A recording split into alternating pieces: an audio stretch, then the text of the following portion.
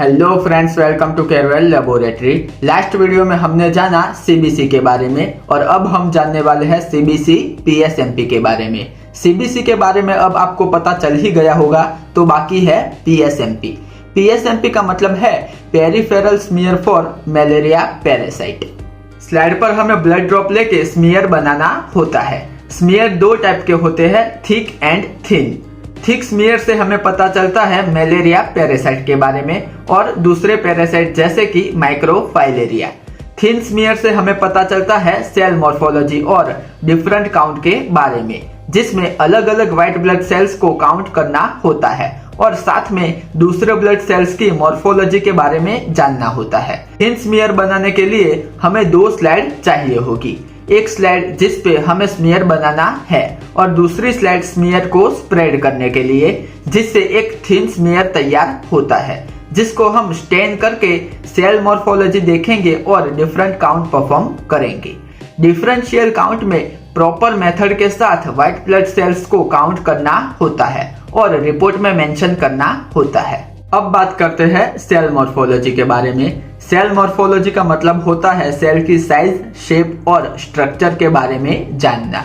Blood में mainly तीन type के सेल्स होते हैं जिनकी मॉर्फोलॉजी हमें देखनी होती है: red blood cells, white blood cells and platelet.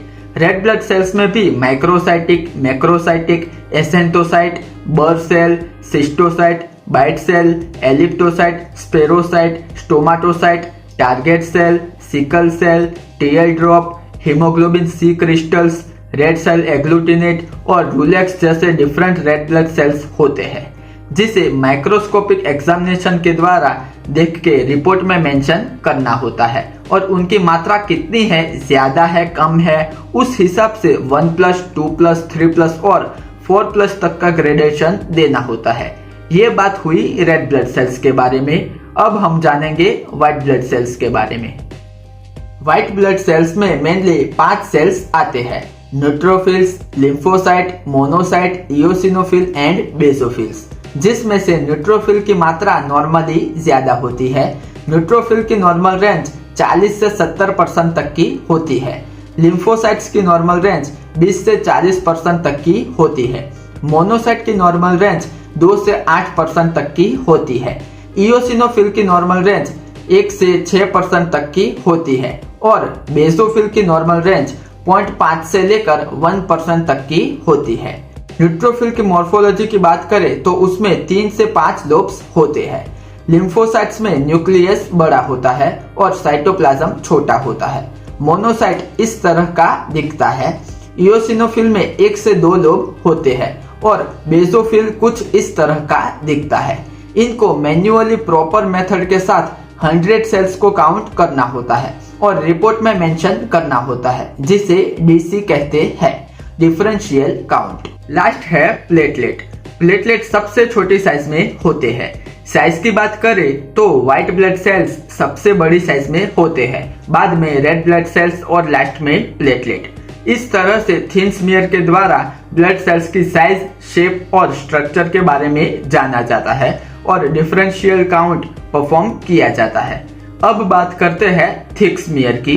Thick smear के लिए एक ड्रॉप ब्लड को स्लाइड पर रख के नॉर्मली इस तरह से स्मीयर बनाया जाता है और स्लाइड को स्टेन किया जाता है। स्टेन करने के बाद थिक स्मीयर अंडर माइक्रोस्कोप कुछ ऐसा दिखता है, जिसमें हमें मलेरिया पैरासाइट प्रेजेंट है कि नहीं वो देखना होता है। मलेरिया पैरासाइट को अलग अलग तरीके से देखना होता है। एक है रिंग फॉर्म, जिसमें हमें रिंग जैसा स्ट्रक्चर देखने को मिलता है। दूसरा है ट्रोफोजोइट, तीसरा है सीजोइट और चौथा है गैमेटोसाइट।